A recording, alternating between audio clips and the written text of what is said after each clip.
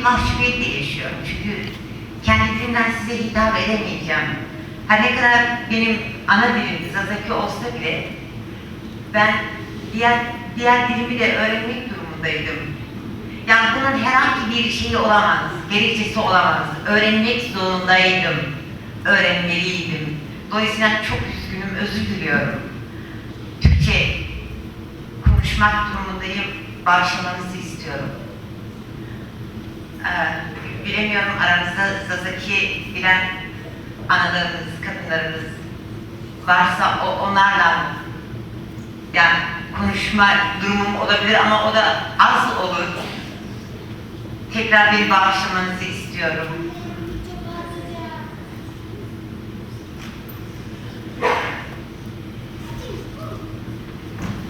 Şimdi biz tabii son 30 yıldır bir olağanüstü durum yaşıyoruz. Kendi ülkemizde, doğduğumuz topraklarda. Bütün halklar bunu yaşadı mı? Evet. Bütün halklar aşağı yukarı doğdukları yerleri korumak için, doğdukları yerde kendine bir yaşam oluşturmak için bir mücadele vermek zorunda kaldılar. Biz de bu mücadeleyi ilk günden itibaren vermeye başlamışız. Mutlaka atalarımız bu mücadeleyi vermişlerdir. Ancak sanırım biz çok da iyi veremedik veya bizim ülkemizi istila edenler veya bizim ülkemizde gözü olanlar çok mu güçlüydüler yoksa çok mu zalimdiler? Bunu tarih gösterecek ve yazılacaktır da bu. Biz hala yaşam mücadelesi veriyoruz. Onurlu bir yaşam mücadelesi veriyoruz. Kendi kimliğimizden, kendi dilimizden bir yaşam mücadelesi veriyoruz. Ve bunun için bedel ödüyoruz. Bu acı hepimizin yaşadığı bir acı. Ancak biz yalnız acılarımızı paylaşamayız, yaşadığımız acıları paylaşamayız. Biz yalnız yaşadığımız zulmün bizde bıraktığı izleri paylaşamayız. Çünkü biz bu acıların bedelini öderken de bizim bir amacımız var. Biz bir tarafız aynı zamanda. Kadın olarak, halk olarak da bir tarafız. Dolayısıyla biz bu savaşı vermek zorundayız. Biz bu savaşı vermek zorundayız. Ve biz bu savaşı verirken de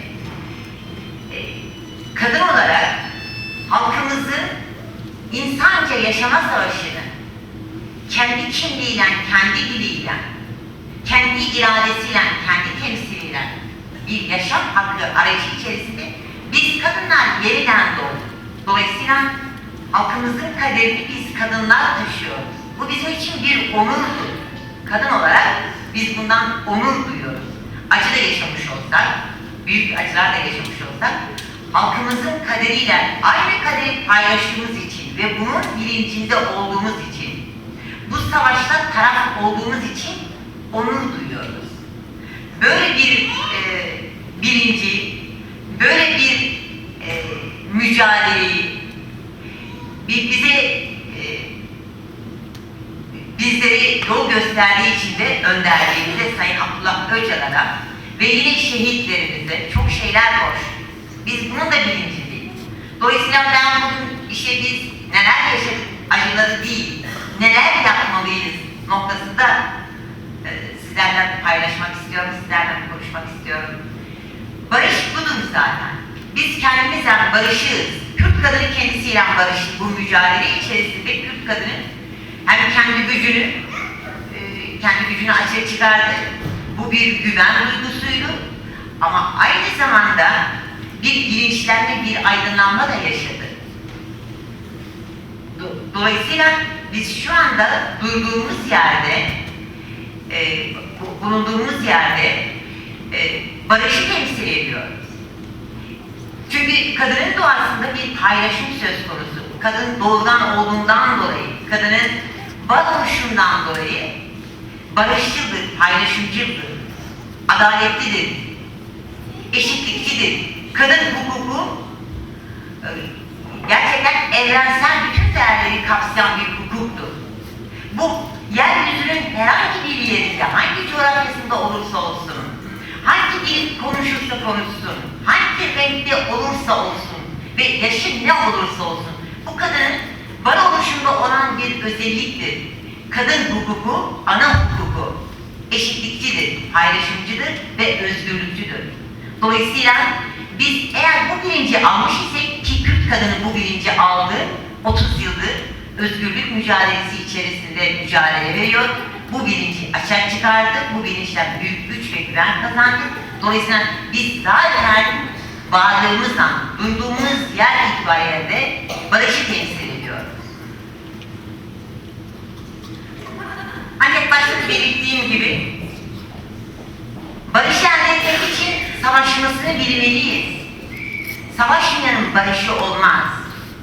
Yani bu ille de bir zoru yaşayıp da o zordan kurtulmanın mücadelesi olarak değerlendirilmemeli barış. Barış bir yaşam biçimidir, bir kültürdür. Kardeşlik duygusudur. Biz bunu yaşatabilmeliyiz, bunu geliştirebilmeliyiz. Acılarımızı ortaklaştırarak, acıların mağduriyetini değil, acılardan nasıl kurtulacağımızı ve bizim yaşadığımız acıları başka halkların, başka kadınların yaşamaması için ne yapmamız gerekiyor noktasında siyaset içerisinde söz sahibi olarak biz ancak barışı sağlayabiliriz. Yoksa bize çok da biçilen, sık sık da dillendiren, erkekler kavga eder, kadınlar ayırır. Hayır, biz erkeklerin kavga etmemesi için mücadele ediyoruz. Veya erkekleri kavga etmeme kültürüyle donatmak için toplumu gerçekten savaştan değil, barış içerisinde daha demokratik, daha eşitlikçi, daha özgür bir kültürün gelişmesi için mücadele etmemiz gerekiyor. Bizde köyde de söylerlerdi. Köyler hep böyle anlatırlardı. Aşiretler arasında kavgada, erkekler arasında kavgada kadın her zaman arabulucu olmuştur. Hayır, artık biz bu role sığmıyoruz. Biz artık erkeklerin kavgasını değil, kavgasız bir dünya için mücadele ediyoruz. Burada kadın yine hiçleştirilmek isteniyor, nesneleştirilmek isteniyor. Savaşın mağduru denilerek. İşte çocuklar ve kadınlar savaşların mağdurlarıdır. Burada hem görünen hem de kabul edilmeyen bir nesne durumuna düşürüyoruz. Hayır, biz doğrudur, bütün insanlar gibi acı yaşıyoruz. Bütün insanlardan daha fazla acı yaşıyoruz. Ama biz bu acıları yaşarken de bir tarafız. Haklı olandan yanayız. Doğru olandan yana bir tarafız. Ve dolayısıyla baktığımız zaman Türkiye'li kadınlar da bizimle bu acıyı paylaştıkları gibi bize aynı zamanda bu mücadelede destek de veriyorlar.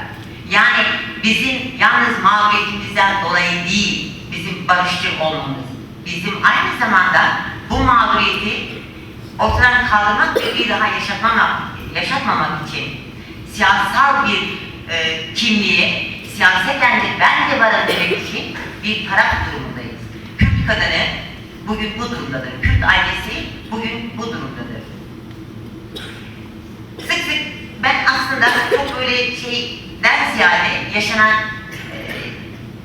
yaşadıklarımız üzerine ve bundan sonra yaşamak istediğimiz ne istiyoruz onun üzerine paylaşmak istiyorum. Bir savaş yaşandı ve biz oğullarımızı yitirdik. Ama biz kızlarımızı da yitirdik. Biz aynı zamanda o yitirdiğimiz kızlarımızın da annesi ve kız kardeşleriyiz. Dolayısıyla oğullarını yitiren analar değiliz, kızlarını da yitiren analarız. Ama aynı zamanda kızlarını özgürlük mücadelesi içine yetiştiren analarız da, kadınlarız da, onların kız kardeşleriyiz de. Ve kendimiz de böyleyiz. Dolayısıyla bu kalıplar, bu çok gelenekselleşmiş hitabetler veya simgeler bizi tanımlamaya yetmiyor. Biz savaşırken barışı istedik, barışı hedefledik. Biz savaşırken özgürlüğün, eşitliğin ne olup olmadığını aşağı çıkardık, bu bilince ulaştık. Dolayısıyla biz zaten kendi içimizde barışı yaşıyoruz. Biz savaşırken bile hiç kimseden nefret etmedik. Biz savaşırken bile hiç kimseden intikam almak için daha da savaş demedik. Dolayısıyla biz ilk günden bugüne ve bundan sonra da oluşacak demokratik ve özgür yaşam içerisinde özne olarak, kadın olarak bu özgürlük mücadelesinin öznesi olarak biz yine barışı temsil edeceğiz. Çünkü savaşta da barışı temsil ediyorduk. Barışta da biz geleceği temsil edeceğiz. Barışı yaratacağız, barışı oluşturacağız ve bu barışı yeryüzünün her yerine, her kadına, her insana ulaştırma mücadelemiz devam edecektir.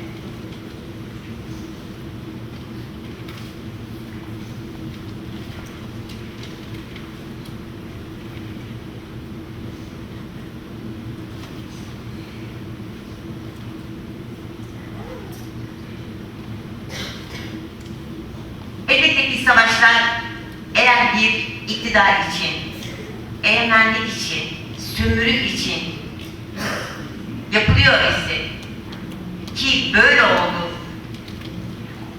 bu savaşlar bir zulümdür, katliamdır, kırımdır, bir insanlık suçudur. Ama eğer savaşlar özgürlük mücadelesini, eşitlik ve insanca yaşama gibi bir şeyi hedefliyor ise de bu savaş bir haktır, bir hak arayıştır. Dolayısıyla Kürt kadını bir hak arayışı içerisinde savaşta yer aldı. Bedeli ne kadar ağır olursa da olsun, bu savaş içerisinde yer alırken de aynı zamanda aydınlandı. Kendisiyle barıştı. Kendi geçmişiyle barıştı. Yanındaki kadından barıştı. Dolayısıyla şimdiye kadar kendisine küs olan, kendisine kırgın olan, kendini tanımlayamayan kadın, Kürt kadını aynı zamanda demokratik bir yaşam için, özgür bir yaşam içinde hem savaşın hem de barışın bir öznesi olarak kendisini aşağı çıkardı. Siyaseten de siyasal bir güç konumuna geldi. Bugün bizim barış analarımızda, bizim diğer kadın demokratik örgütlerimizde bu mücadeleyi vermektedirler. Bu temelde biz kendi savaş sürecimize, 30 yıllık sürece baktığımız zaman çok acılar yaşadık, doğrudur.